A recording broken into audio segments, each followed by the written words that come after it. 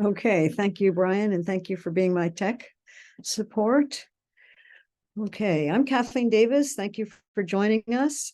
And this is going to be an overview of global grants and an update.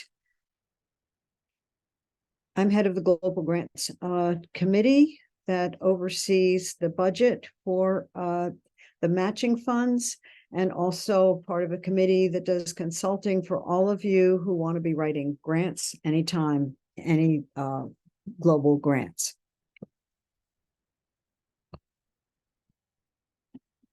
So tonight, you're going to find yourself in Senegal.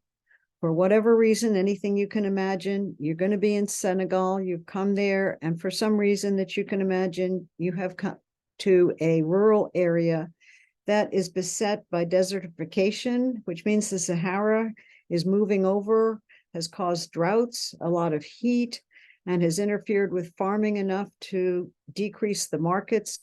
So you can't sell products, you can't grow enough to sell, you can only do one crop a year, you can not even feed your families properly, and you have a lack of water, which means you have a lot of health problems. So there's a whole list of problems that you have because of this.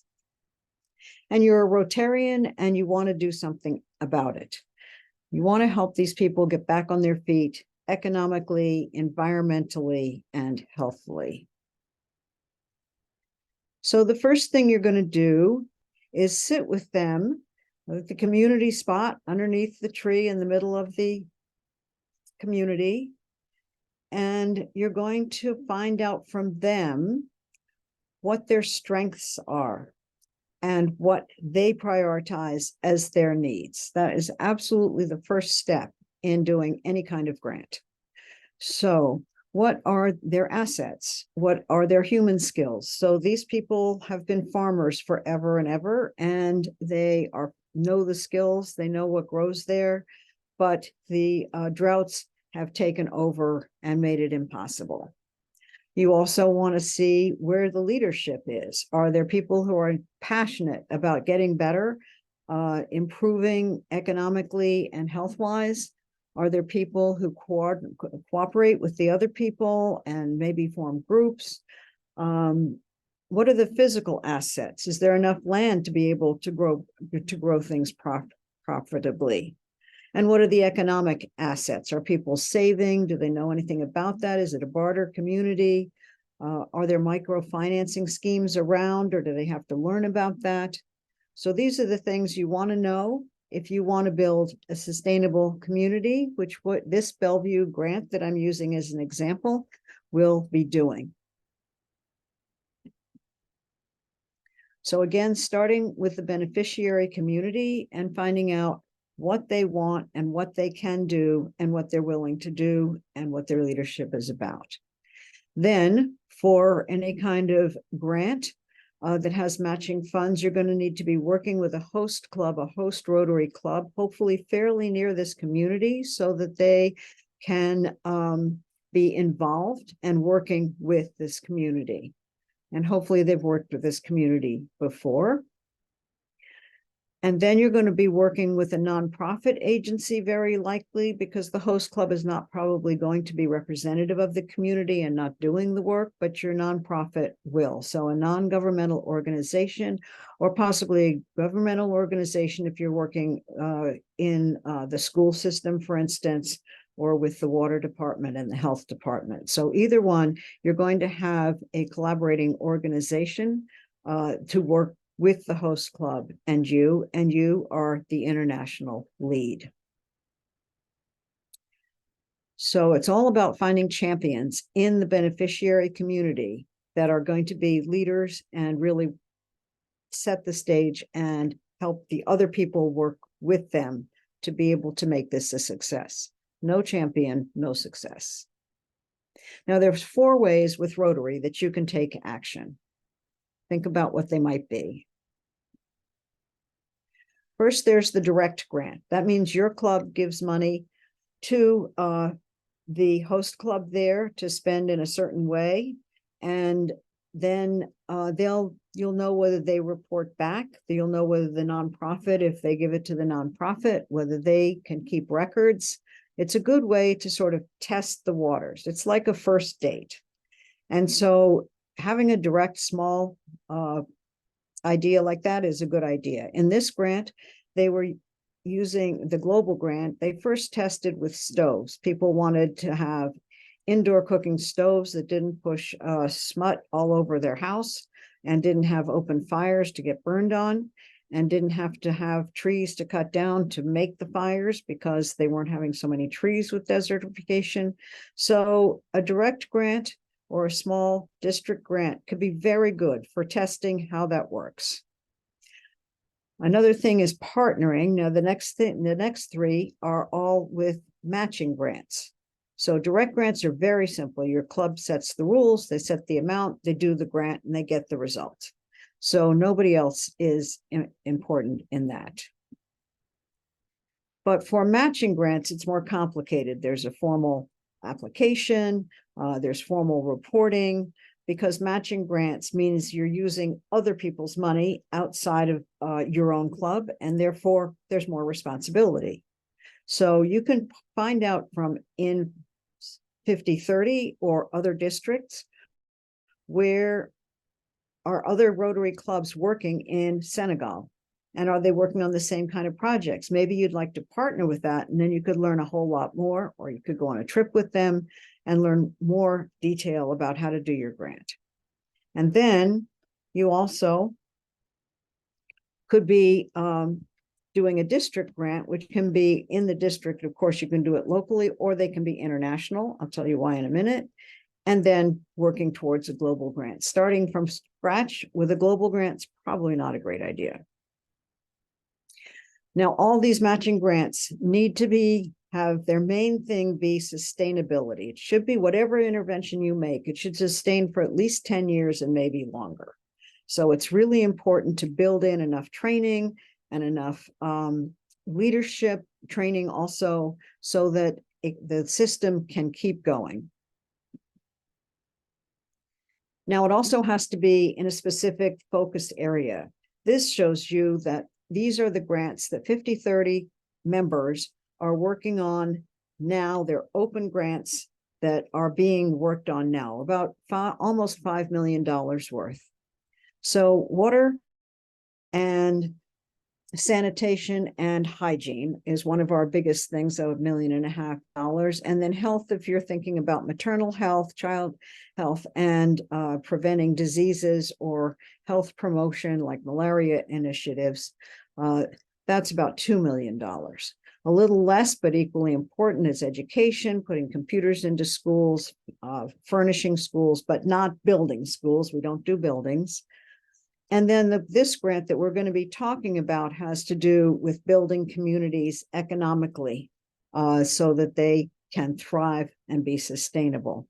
Also, peace grants. We have some peace grants out there, understanding that development, rather than emergency funds, development to be sustainable has to be in a peaceful society. No with conflict resolution and not at war, because that's really more emergency funds. You really can't. Hard to build a lot of sustainability into a place that doesn't have peace. And then the seventh is the environment. So each of these has environmental components, but you can also have directly environmental grants too, where that's the main emphasis. So one of those 7 area of focuses, and you could have 2. So in this grant, they had a water and sanitation and hygiene focus, and they had the community development focus. So what's the difference between a district and a global grant? So very easy. The district grant is around $30,000, and in 2 nights, I think at 5 o'clock, there'll be a lecture on district grants. So every club has an opportunity to apply for a district grant each year. Usually the deadline is in the middle of September. And one a year, and that can be local or global. So if you need to have paid for that community assessment, that could be a district grant, or doing a small stove project or something like that. So anything that fits within this, and then the reason it's called a district grant is because it's managed by the district. You will send your application to the district and you send your end reports to the district. Whereas a global grant is managed by the Rotary Foundation, and you send your application there and you do your reports there. You're responsible to them to show them what worked and what didn't work and so on. So that is the big difference. It's much more complicated, but there's more matching. So it's the more money you get, the more responsibility you have to be reporting to the bigger guys. Okay, now I said you always have to have a host club, which is near the people who are going to implement through the NGO, the nonprofit, or the governmental organization at the place. So how are you going to evaluate that host club? Well, one thing is maybe 50-30 clubs, other 50-30 clubs might have experience with them, talk to them.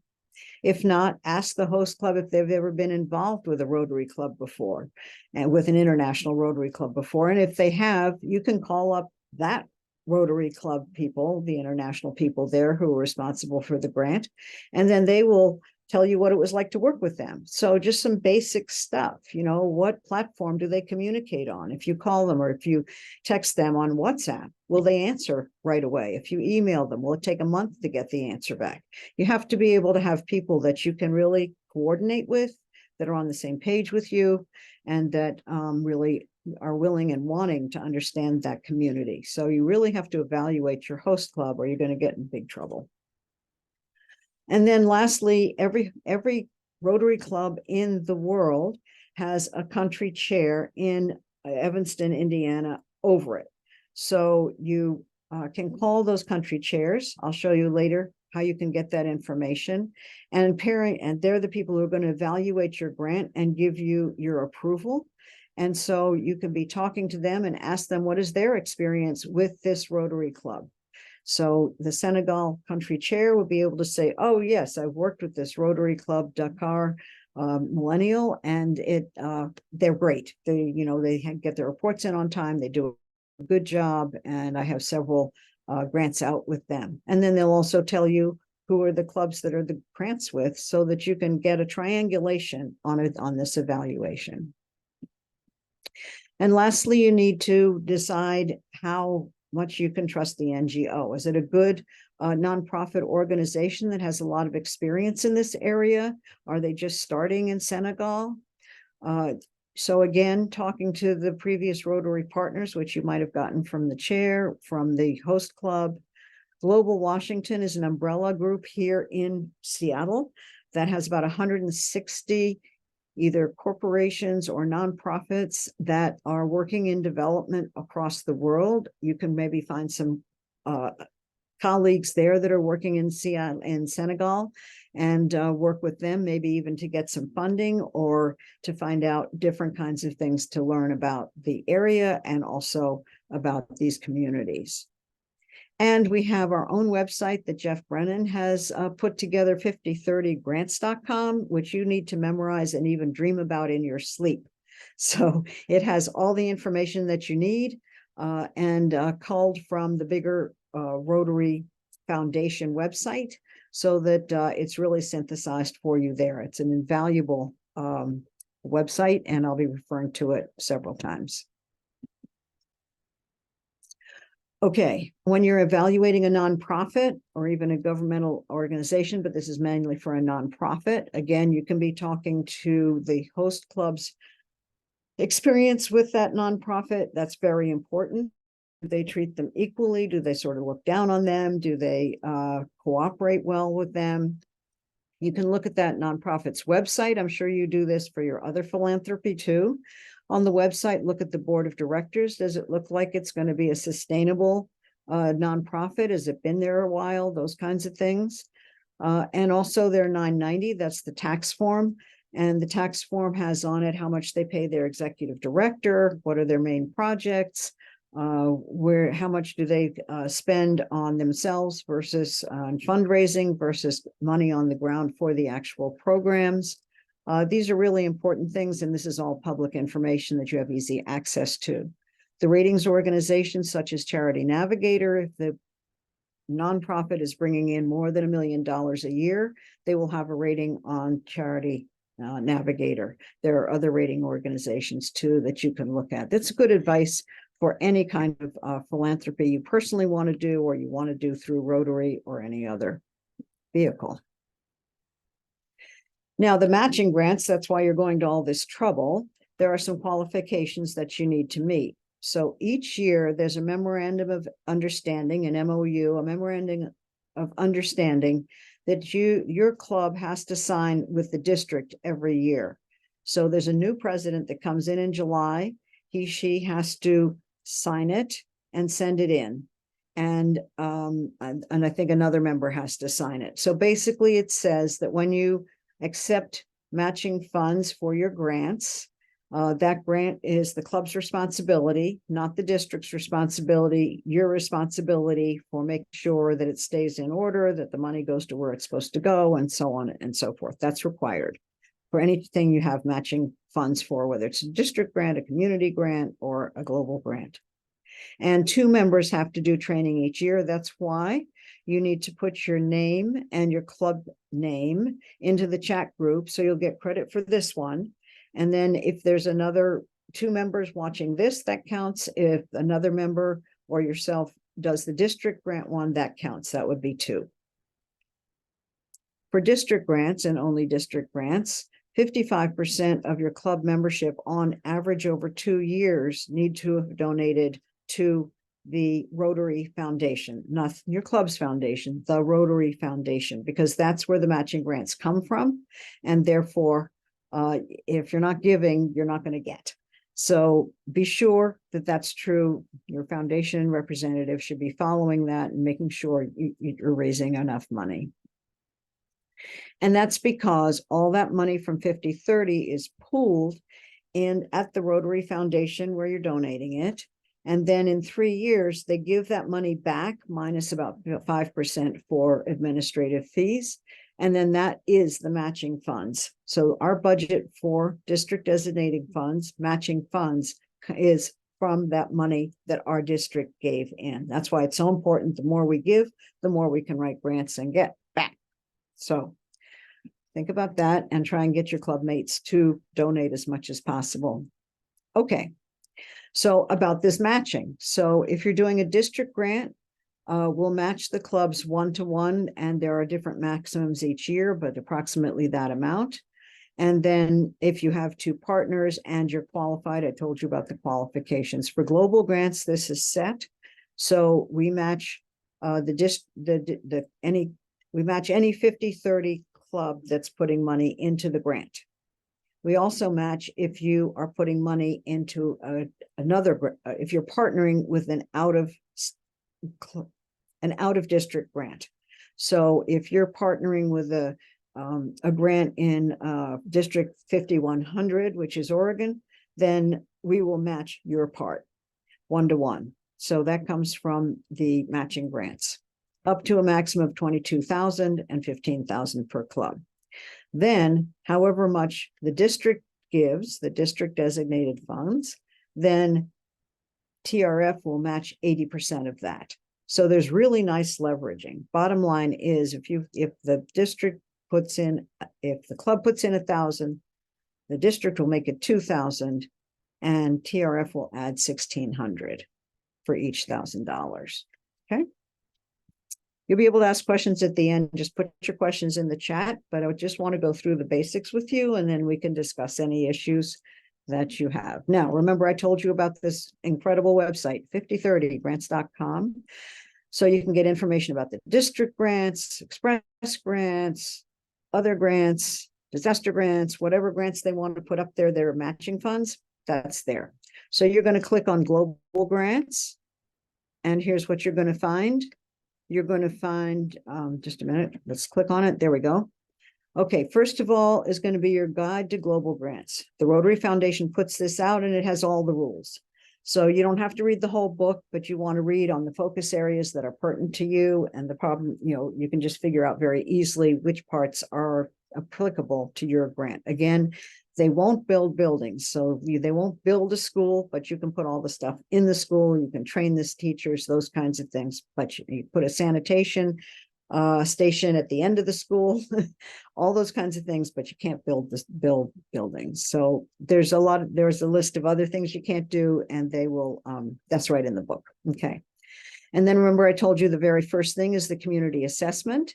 And so the community assessment tool, what they want you to do for the community assessment formally is there after you've had that informal conversation. And then when the form that is results is basically you're going to put in your community assessment, the results, and that has to be attached to your global grant. So it's done before. Usually a nonprofit will have done that, but if they haven't, you can do that as a district grant, or you can just do it as a direct grant. And then another thing in there is the Global Grant Monitoring and Evaluation Supplement. So that gives you the rules for your particular focus area. So this is going to be building communities and economic enterprises. There are specific things for that. There's a specific piece for microfinance, and that's going to be in there. Now we talked about the MOU, the Memorandum of Understanding for the district. In addition, there's a totally separate, different one, a Memorandum of Understanding between you, the host club, and anybody doing services to get this grant done, which is usually your nonprofit or a governmental organization. All those things have to be on an MOU that you're going to submit with your grant obligation. And it has on there, what's the international club going to do? What's the host club going to do? And what is it expected of the nonprofit? So it's just an agreement of understanding so that everybody's literally on the same page. All global grants have some kind of training and education for the community, specialty training for how to monitor the water quality, for instance, if it's a water grant. So there's a special form for that, needless to say, and you'll need to fill that out and add that to your application. And all those things are at 5030grants.com. They're also on the bigger website, but it's really nice to have it just right where you need it. Okay, now we're ready to write our grant application. So you're going to go either register if you haven't before, or sign in to myrotary.org or rotary.org, and you'll get this face page, and you'll hover on Rotary Foundation, and that'll drop down a menu on the left, and then it'll have apply for grants, and then you'll hover on that and you'll click on global grants. And then there's all those tools that I talked about are there. And then at the bottom, it says start your grant application. You can click on that. And importantly, at the very end of that list is your grant officer. That's your country leader at the Rotary Foundation that you want to be talking to early in advance. And you're going to be talking to about the qualifications of your host Rotary Club and so on. So that's how you can get a hold of that person. So to summarize here, you're going to be writing a draft. When you have your draft pretty well written or all written, and when you have about 80% of your funding, which partners and how much your club's going to put in and your partners are going to put in and anybody else is going to put in, then you send it to the Global Grants Committee so we can assess, we can help you tune it up a bit if you need to for helping you get approval for the Rotary Foundation. And most importantly, we run the budget for the district designated funds, which is the matching money. So we earmark that. We know exactly what you're going to ask for and how we're going to budget it. So it's important that before you click that authorization, which will lock the grant, you come here and send this, in this case to me, I'll show you later, so that we can do this review. Otherwise, we can't authorize it. So it'll get just stopped and you have to wait a week. So send it to us. You can also send it to this committee anytime that you're working on it, or call us so that we can help you along the way too. But in the end, all of them have to go through here if you're asking for matching funds. So to summarize, contact your country chair early, tell them what you want to do, tell them what you're thinking, tell them what you've done in terms of your assessment, and sort of get them to be kind of informally on your team so that when you finally send in this grant application, they'll know what it is and it'll facilitate you getting it through faster. Not that it'll necessarily be fast, but it'll be faster. Know your host club. We talked about that. And your host club must be involved. When you're writing up that MOU, they have to have some involvement. They can't just pass the money on to the nonprofit to take care of it. So this is really a partnership for which the nonprofit, the NGO is collaborating with you. They are really like contractors to you. And again, send it to the to our committee. There's my address, and then you'll finally get accepted. So once your thing is accepted, you'll be sending in a a specific account for the money. It'll all be there, and then you'll be able to do your project. And so when you do your project, in the end, every year from when you get the money on, you need to do a report. Could be a progress report if it's a multi-year project, or a final report when you finally get it finished. That report is due and to be closed before your due date. So within the year, at the end, towards the end of the year, you're going to be writing that every year. It's an obligation, and it's trouble if you get it overdue. So don't do that. Okay, so for those people who are writing an application this year, or think they might want to write an application this year and want more detail, then tomorrow at 6:30, I'm going to go through the grant step by step and the grant application step by step and show you how it's done. So that's a writer's workshop. You can ask questions and so on. If you're not planning to write a grant this year, or you're already very accomplished in writing grants this year, this will be excruciatingly dull. If you're wanting to write a grant this year, hopefully it will be very helpful. Also, I already mentioned at 5 o'clock on the 18th, in 2 nights, the district grant is going to, lecture is going to be. And so most of you might want to know about that. Larry Logue, who's head of International Service Committees, did a good talk on May 10th, and that's already been recorded. This is also going to be recorded for those people who didn't see it tonight. And so you can, this is very, very helpful in terms of other ways to get partners, other ways to figure out who's working in your area. And on the 24th, if you want to know about the Rotary Foundation, since you're donating to it, then that's going to be a very good talk too. So these are who are on these are the folks that are on the Global Grant Committee, and you're welcome to call any one of us for help for any part of the global grants. And of course, this is what you've already memorized. So I'm going to end the story with saying what happened with this particular grant. So they first did a test commitment with a stove project. We already talked about that. That could be direct, it could be a district grant, and also to assess how the NGO is working and how the communication is with the host club. And then the well had broken down, and so you want to assess why it broke down, and so it won't do it again. And part of it might be the drought, so better collection system, make sure, you know, a water hydrologist will come and test how much water is there, is it enough? And in addition, they had a rainwater collection system, and you can see back here. And then they had enough water so that not only could the people get the water to their houses, but also for irrigation for the fields.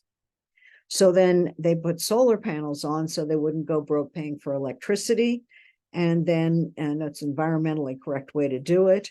And then they trained the local villagers to be able to maintain that. And maybe they even have to put in some money for their water like we do, or somehow some kind of sustaining way that that water system won't break down again. And then on the economic side, these people are farmers. They wanted to farm again. They have that strength. And so they worked on training on, you know, drought crops, also what is sellable on the market that not everybody else is also growing. and also what do they need for their own nutrition. And lastly, voluntary savings and loan, really important. So the global grant can have in their seed money for microfinancing if they link up with a microfinancing organization that's in the area. So there's a whole nother form for that and a whole nother piece for that that can be found in that grants manual that I showed you at 5030grants.com. And financial literacy training for the people so that they can do small microloans, pay it back, another microloan. They can do 2 or 3 rounds of that. And then that grant can be the seed money for that. So that's an interesting thing too. And we can go into that in more detail at the grant workshop that's tomorrow night. So you can see this ended up being very successful. Here they have tomatoes for the market. Here they have poultry production. And it's been a very successful grant. And they're going to be doing another, which I'm sure they would like some support for in Bellevue. But really, that's what I have. So if you have any questions, make sure you've got your name and club in there to get credit. Don't forget 5030grants.com. And I'm ready for questions. Kathleen, this is Judy again. I have a question. Yeah.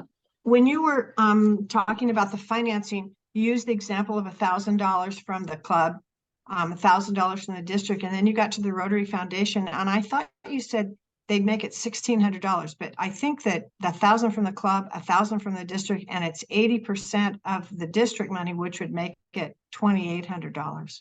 Thank you. Sorry. Or unless something's changed. No. They match the district. So you're exactly right. Thank you. Okay, thanks.